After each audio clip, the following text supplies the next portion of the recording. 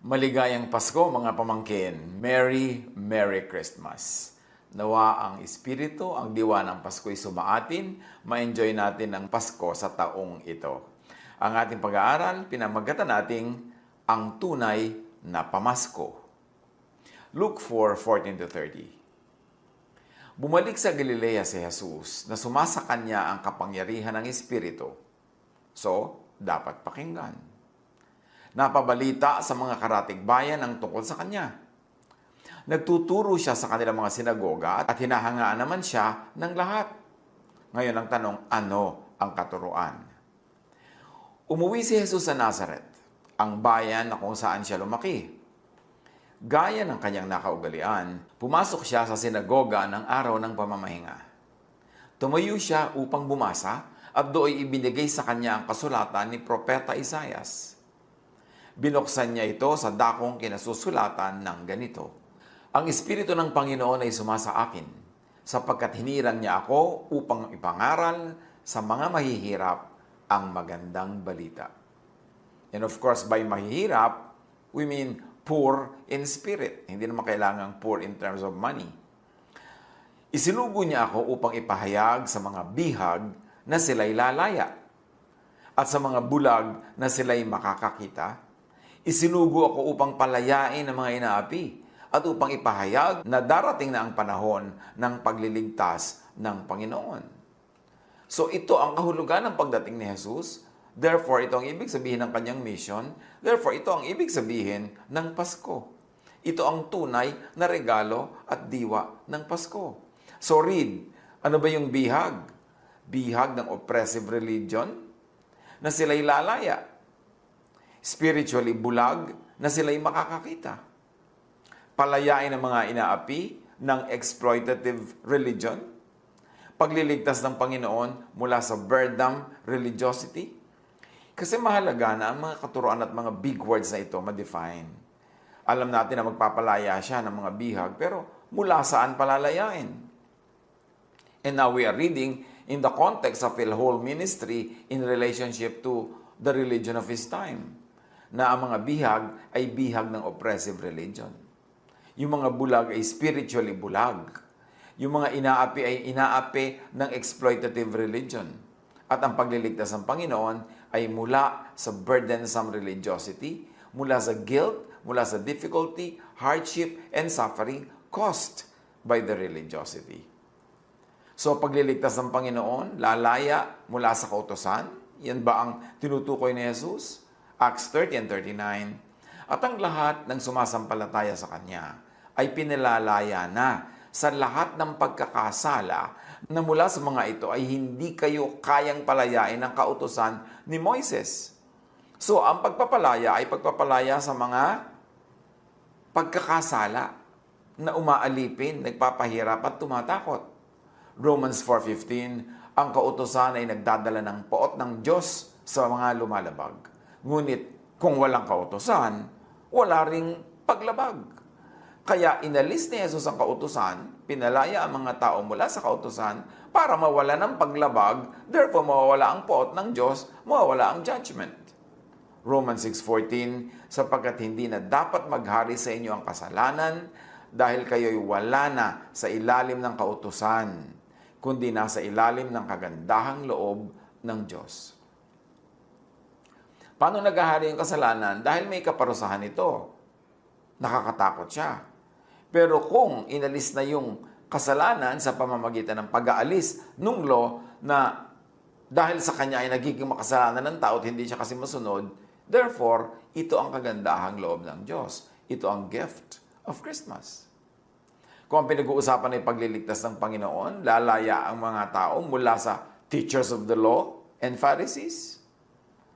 Luke 11:46, sinagot naman siya ni Jesus, kahabag-habag din kayo, mga dalubhasa sa kautusan.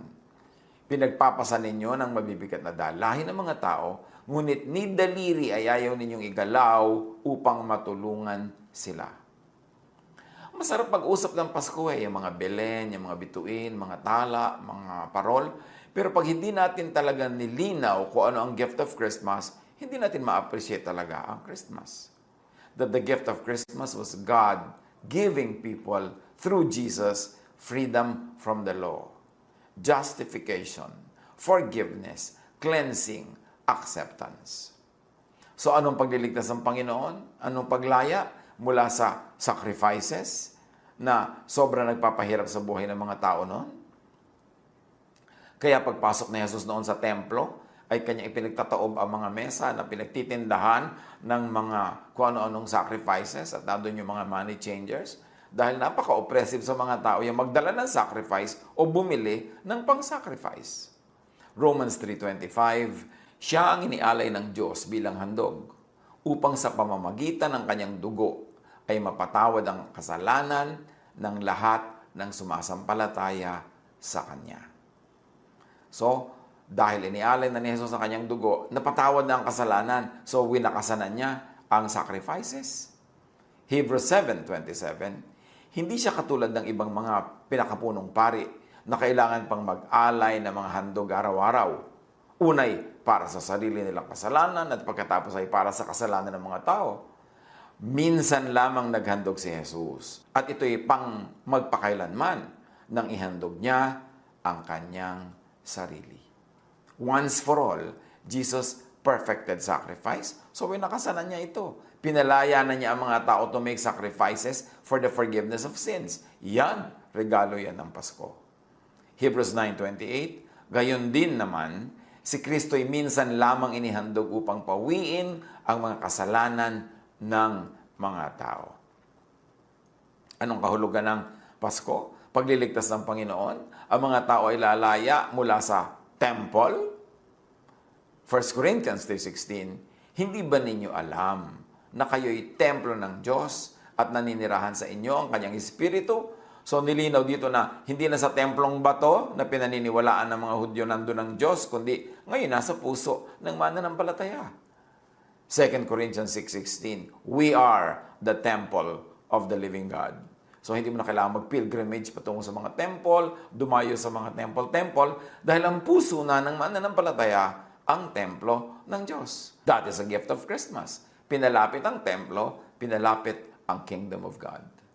Hebrews 9:9, this is an illustration for the present time, indicating that the gifts and sacrifices were being offered were not able to clear the conscience of the worshiper. So, baliwala naman pala yung ginagawa nila noon ng mga pag-offer. So, ano ang regalo ng Pasko? Ano ang pagliligtas ng Panginoon? Ang mga tao ay lalaya mula sa spiritual blindness and darkness. John 1:4, in Him was life, and that life was the light of all mankind. So, dumating si Jesus, dumating ang liwanag. Ibig sabihin, nasa dilim yung mga tao bago dumating si Jesus. John 12:46, ako'y naparito bilang ilaw ng sanlibutan upang ang manalig sa akin ay huwag manatili sa kadiliman. Ibig sabihin, nasa kadiliman sila at nung dumating si Jesus, pwede na silang huwag manatili sa kadilimang yon. Spiritual darkness. John 8:12, sinabi niya, ako ang ilaw ng sanlibutan. Ang sumusunod sa akin ay magkakaroon ng ilaw sa kanyang buhay at di na lalakad sa kadiliman. So sa kabila ng kanilang mga napakahirap na pagrelihiyon, nasa kadiliman sila dahil bakit naman ipapadala si Jesus na liwanag kung nasa liwanag na yung mga tao? Di redundant lang. John 1:5, nagliliwanag sa kadiliman ng ilaw at hindi ito nagapi kailanman ng kadiliman. Tulad ng si Jesus ay hindi nagapi ng kadiliman, ng kamatayan, ng power ng temple, ng power ng mga religious leaders dahil siya ay binuhay ng Diyos na muli matapos siya ay pinatay ng mga religious leaders.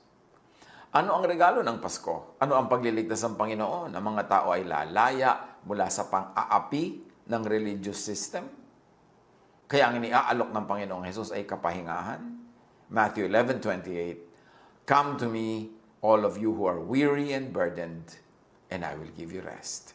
Rest from what? From too much religion, from oppressive religion, from tiring, vexing religion that does not give peace anyway. Lalo ka lang nagigilty habang lalo kang nagiging religyoso. Matthew 11:30, for my yoke is easy and my burden is light. Not the burden of religiosity, that the people of Jesus' time were accustomed to. Galatians 5:1, malaya na tayo dahil pinalaya tayo ni Kristo. Kaya magpakatatag kayo at huwag nang paalipin pang muli. Ang nakakapagtaka, marami mga Christian, sinasabi sila ay niligtas na ni Jesus, sila ay mananampalataya kay Jesus, sumusunod kay Jesus, pero nakagapos pa rin sa kautusan. Slave pa rin ang kautusan ng isip. Laging kautusan, sin, guilt, punishment, ang laman ng utak, itinuturo at pinaiiral. Paano ka magkakaroon ng peace kung ganon? Dapat nating maintindihan ang tunay na regalo ng Pasko. Ito'y kalayaan mula sa kasalanan, kalayaan mula sa oppression ng law, kalayaan mula sa napakahirap na religiosity na kailangang daanan kung susunod ka at dadaan ka sa law. Luke 4:20-21, sa pagpapatuloy ng unang kwento na si Jesus ay nagbasa sa harap ng kongregasyon. Inirolyo niya ang kasulatan at matapos isauli sa tagapag-ingat, siya ay naupo. Nakatitig sa kanya ang lahat ng nasa sinagoga at sinabi niya sa kanila, ang kasulatang ito na inyong narinig ay natupad ngayon. He was reading prophecy and he said, now, this is happening. Natutupad na. Kakaiba yon sa lahat ng nagbasa. Kasi yung mga nagbabasa ng prophecy, irorolyo ang papel, itatago na uli, pero hindi nila sinasabing yung binasa ko ay nangyayari na. Sabi ni Jesus, nangyayari na ngayon ang binasa ko. In other words, ililigtas ng Panginoon, palalayain ni Jesus ang mga tao mula sa kautusan. Teachers of the law and Pharisees, sacrifices, temple, spiritual blindness and darkness, pang-aapi ng religious system. A very revolutionary teaching. Kasi sinasamba-samba nila yung lahat ng inungkat natin. Napakabanal sa kanila at dakila. Tapos ngayon, doon pala sila palalayain ni Jesus mula doon. Paano ka papalayain sa tanikala kung hindi ito lalagutin? Paano ka palalayain sa templo kung hindi ito uguguho? Paano ka palalayain sa sacrifices kung hindi gagawa si Jesus ng one final sacrifice for all? Luke 4:22-26, sa pagpapatuloy ng pagbabasa natin sa kwento ng pagbabasa ni Jesus nitong kasulatan. Pinuri siya ng lahat at humanga sila sa kanyang napakahusay na pananalita. Hindi ba ito ang anak ni Jose? Tanong nila. Kaya't sinabi ni Jesus, tiyak, nasasabihin niyo sa akin ang kasabihang ito, Doktor, gamutin mo muna ang iyong sarili. Marahil sasabihin ba ninyo, gawin mo rin dito sa inyong sariling bayan ang mga nabalitaan namin ginagawa mo sa Capernaum. Tandaan ninyo, walang propetang kinikilala sa kanyang sariling bayan. And here, Nazareth in particular, Israel in general. Sinasabi ni Jesus, I don't expect you na kilalanin ninyo ako. Ngunit, sinasabi ko sa inyo, maraming byuda sa Israel nung panahon ni Elias nang hindi umulan sa loob ng 3.5 taon at nagkaroon ng taggutom sa buong lupain. Yes, maraming byuda na Israelite. Subalit hindi pinapunta si Elias sa kanino man sa kanila, kundi sa isang byuda sa Sarepta, sa lupain ng Sidon. In other words, napakaraming nagugutom na byuda noon, pero hindi pinapuntahan ng Diyos ang mga byuda ng Israel, kundi isang byuda sa Sidon, isang Gentile, isang non-Israelite. Luke 4:27, dinagdagan pa ni Jesus. Sa dinami-rami ng mga may ketong sa Israel nung panahon ni Eliseo, wala ni isang mang pinagaling at nilinis, maliban kay Naaman na isang taga-Syria, in other words, also Gentile. Luke 4:28, nagalit ang lahat ng nasa sinagoga nang marinig ito. Bakit sila nagalit? Kasi sinabi ni Jesus, akala nyo favored kayo mga Israelites, pero walang finavor ang Diyos noong mga panahon na binanggit ko, kundi puro Gentiles. In other words, si Jesus ay nagpapalaya to set people free also from religious oppression. Jesus challenged their chains and prisons. Meaning Jesus challenged their mindset, beliefs, dogma, tradition. And among that Israel was God's favored nation, that the Jews were God's favored race, and in extension, that Israel's religious system was approved of and favored by God. All of that were disproved by Jesus sa naganap na kwento, tinunghayan at binasa natin. Kaya nagalit ang mga tao sa Kanya. Kanina pinupuri siya, ngayon galit na. Luke 4:28-30, nagsitayo sila at itinaboy siyang palabas papunta sa gilid ng bundok na kinatatayuan ng bayan upang ihulog siya sa bangin. Read my lips, patayin. Ngunit dumaan siya sa kalagitnaan nila at umalis. John 1:11, about Jesus, He came to that which was His own, but His own did not receive Him. Pumunta siya sa kanyang bayan, ngunit hindi siya tinanggap ng sarili niyang kababayan. Ano ang kahulugan sa Pasko, sa pag-observe natin ng Pasko, sa paggunita ng Pasko, nang binasa nating kwento at yung mga verses na kasamang kailangan basahin? Na ang tunay na gift of Christmas ay ang pagliligtas ng Panginoon, pagpapalaya ni Jesus mula sa kautusan, sa teachers of the law and Pharisees, kalayaan mula sa sacrifices and temple, kalayaan mula sa spiritual blindness and darkness, kalayaan mula sa pang-aapi at pagpapahirap ng religious system, at kalayaan mula sa mga modern-day versions and counterparts ng mga ito na buhay pa ngayon sa maraming lugar. Nung si Jesus ay umakyat sa Ama, napakadaling nag-backslide ang church into Mosesness, into Pharisiness, into mixing love, grace, and the law and judgment, into mixing the old and the new. Samantalang sabi ni Jesus, hindi pwedeng ilagay ang bagong alak sa lumang sisidlan. Sasabog ang sisidlan, masasayang ang alak. Hindi pwedeng ituro ang bagong katuroan ni Jesus in the framework of the old faith, which is governed by the law. Iniligtas ni Jesus ang mga tao sa kautusan by fulfilling all the demands of the law. Ito ang pamasko. Taking the place of the people rendered guilty by the law, paying the price required by the law. Yan ang pamasko ni Jesus. Romans 6:14, for sin shall no longer be your master, because you are not under the law, but under grace. Yan ang Pasko. Yan ang pamasko ng Pasko. That we are no longer under the law, but under grace. And yet, bakit lagi pa rin natin inuusig ang isa't isa by the law? Bakit guilty, takot na takot pa rin tayo? Because of the law.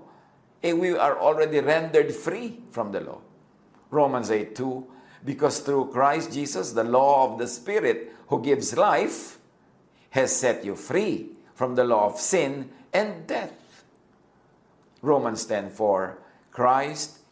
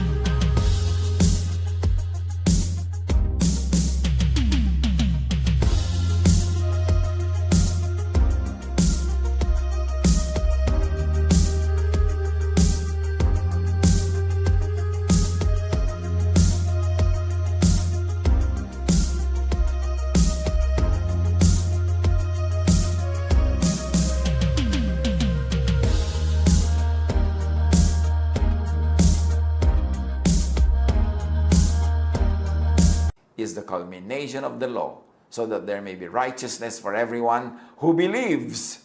So, siya na daw ang wakas ng law, si Jesus. Kinumpleto na niya lahat ng requirements ng law at ito isinara na, tinapos na. At kung nananalig ka kay Jesus, daig mo pa ang sumunod sa lahat ng law na yon, kahit in actual life, in practical life, ay hindi mo sila nasusunod. Kasi talaga namang walang makakasunod niyan. By the law, nobody will be made righteous. But we are made righteous by faith in Jesus. Pero naniniwala ka na kay Jesus, righteous ka na by faith, tapos uusigin mo pa rin yung sarili at iba pagka nagkukulang sila sa pagsunod sa batas ni Moses. Paano yun? Ba't pinaghahalo si Jesus at si Moses? Iniligtas ni Jesus sa mga tao sa kautusan by destroying the law. Ephesians 2:14-15, Christ gave His own body to destroy the law of Moses with all its rules and commands. Ito ang pamasko. Hindi naman nangyari nung ipinanganak siya agad, pero ito ang ending ng ginawa ni Jesus. Winasak, sinira, pinawalang bisa ang law para hindi na tayo ma-oppress, hindi na tayo ma-condemn, at hindi na tayo paparusahan by the standards of the law.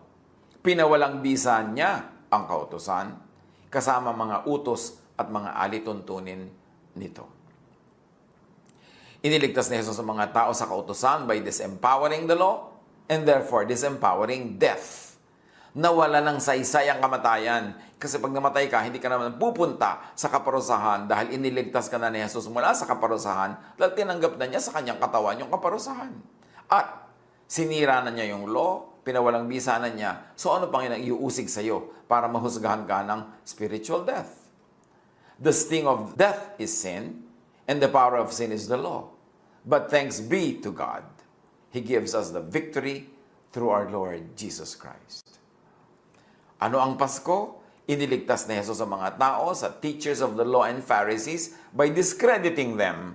Pagkatapos ngayon, inside the Christian church, hindi lang diretsahan, pero ang ibinabantog pa rin, itinatanyag at sinusunod, teachers of the law and Pharisees, di parang walang Pasko. Matthew 5:20, For I tell you, that unless your righteousness surpasses that of the Pharisees and the teachers of the law, you will certainly not enter the kingdom of heaven. Kung hindi mo malalampasan ang gawa ng mga teachers of the law and Pharisees, hindi ka makakaranas ng pag-ahari ng Diyos. There will be no kingdom of heaven for you there, and there will be no kingdom of heaven for you here, inside your mind, in your heart. Matthew 12:12, How much more valuable is a person than a sheep? Therefore, it is lawful to do good on the Sabbath. Sobrang halaga sa mga Hudyo yung Sabbath na yan, to the point that somebody will be killed for breaking the law of the Sabbath. Pero sabi ni Jesus, no. I am the Lord of the Sabbath. At sinasabi ko sa inyo, pag may magandang gawin yun, kahit Sabbath. Matthew 23:2-3. The teachers of the law and the Pharisees sit in Moses' seat. So you must be careful to do everything they tell you. Could this be sarcasm? And in the context of what Jesus has been saying all along, it is very, very safe to say that this is sarcasm. At sabi ni Jesus, but do not do what they do, for they do not practice what they preach. So kung talagang realistic at literal na sinasabi niya, you must be careful to do everything they tell you, bakit bigla niya sinabing, but do not do what they do, for they do not practice what they preach. The gift of Christmas, pinalaya ang mga tao from the teachers of the law of Moses and the Pharisees. Iniligtas din ni Jesus ang mga tao sa teachers of the law and the Pharisees by replacing them, meaning the teachers of the law and Pharisees, with Himself. Hebrews 2:17, For this reason, He had to be made like them, fully human in every way, in order that He might become a merciful and faithful high priest in service to God, and that He might make atonement for the sins of the people. Pinalaya ni Jesus ang mga tao from the high priest by being the high priest Himself. Not implementing laws, but love. Hebrews 4:14, Kaya nga, magpakatatag kayo sa ating pananampalataya. Dahil mayroon na tayong dakilang pinakapunong pari na pumasok na sa kalangitan, doon mismo sa harap ng Diyos. Siya ay walang iba, kundi si Jesus na anak ng Diyos.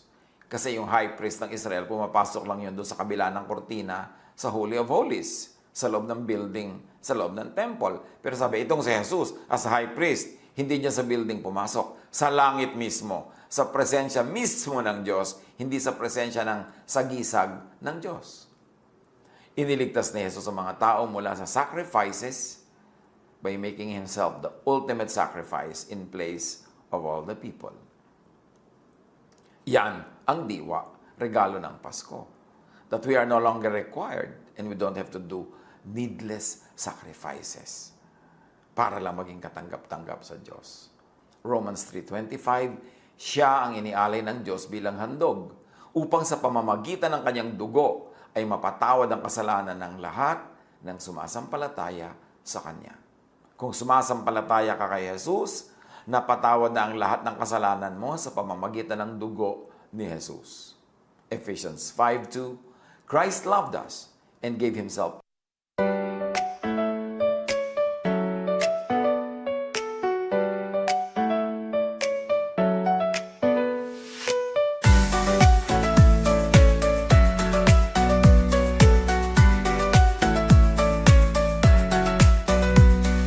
Raindrops falling down my face like tiny tears in a happy chase. Hopping through the puddle sea, colors dancing wild and free. Skies are gray but I don't mind. Cool raindrops on my skin I find. Kicking off my Saturday, watch the clouds just drift away. Rainbow in the rain, what a sight. Colors shining oh so bright. Dancing in the streets, so bright. Everything will be alright.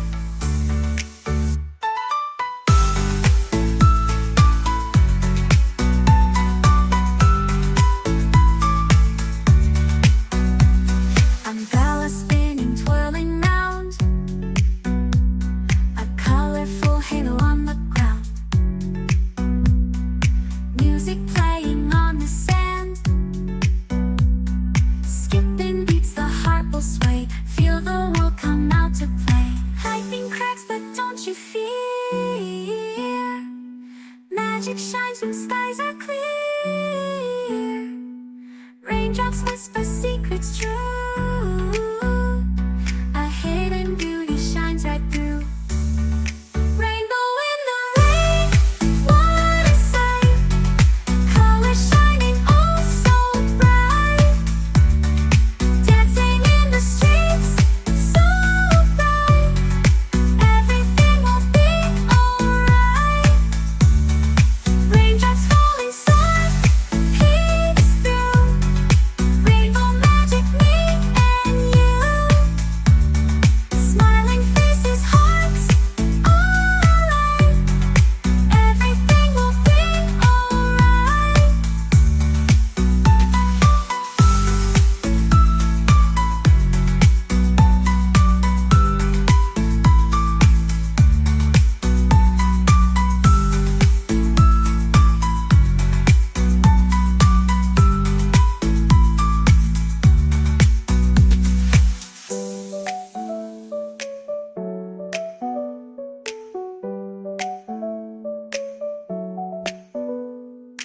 Raindrops falling, sun peeks through.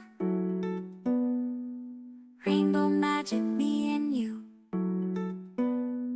Smiling faces, hearts alight. Everything will be alright.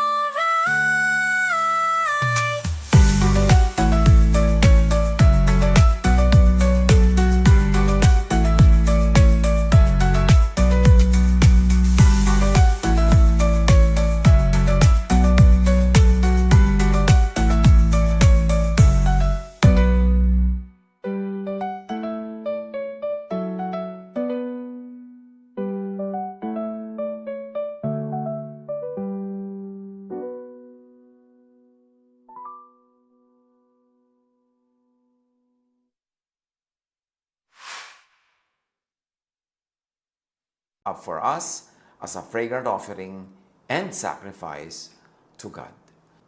Ang diwa at regalo ng Pasko, Iniligtas ni Jesus sa mga tao mula sa sacrifices by abolishing it. Hebrews 7:27. Unlike the other high priests, he does not need to offer sacrifices day after day. He sacrificed for their sins once for all when he offered himself. Minsanan lang, tapos na. Iniligtas ni Jesus sa mga tao sa temple by making himself the temple. Matthew 12:6, sinasabi ko sa inyo, may isang naririto na higit na dakila kaysa sa templo.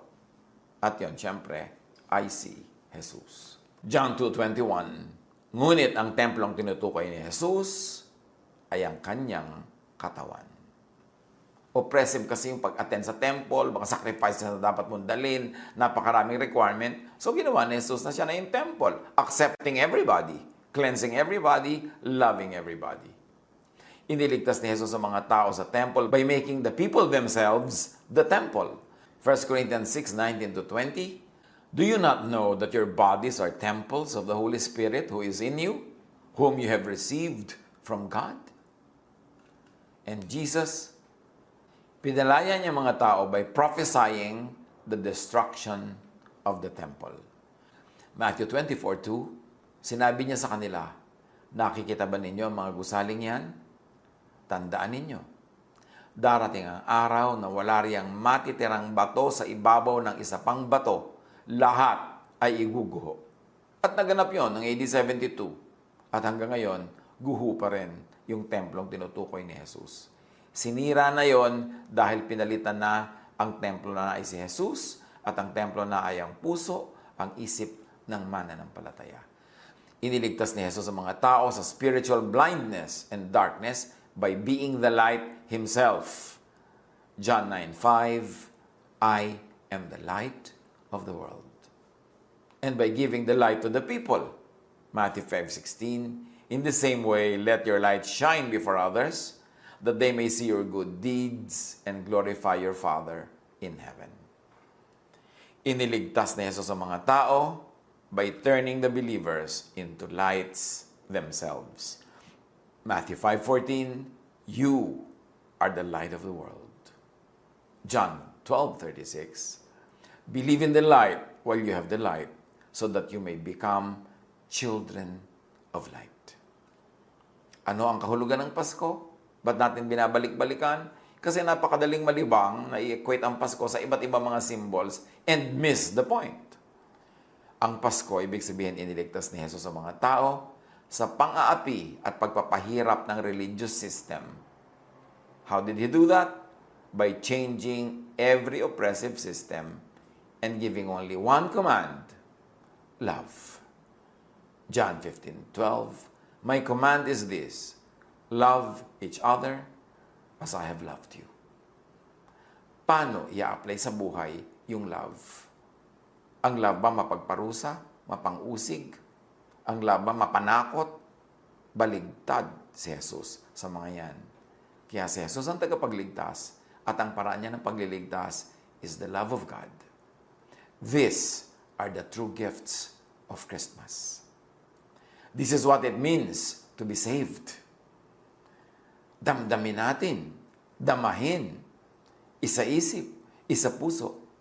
Kasi kung celebrate ng Pasko pero hindi pa tayo free from the law, we don't think free, we don't behave free, we don't act free, baliwala ang celebration. Ang tunay na Pasko ay ang pagpapalaya ng Diyos sa mga tao mula sa oppression ng legalistic and punitive religion.